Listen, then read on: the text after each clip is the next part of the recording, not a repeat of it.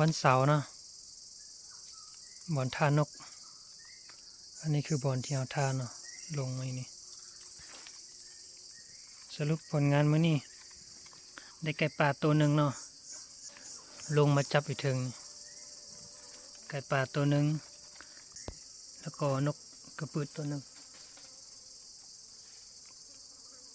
แล้วก็มีนกดกเด้อเนาะแล้วก็นกน้อย4-5 ตัวผลงานมื้อนี้เนาะหน้า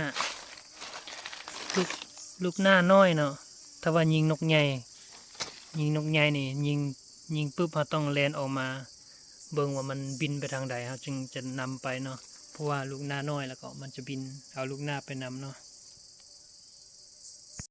โอเคคิดว่ามื้อนี้สิบ่ได้แล้ว5 โมงแล้วนกจึงลงเนาะมื้อนี้นกลงค่ำกลับบ้านพบกันใหม่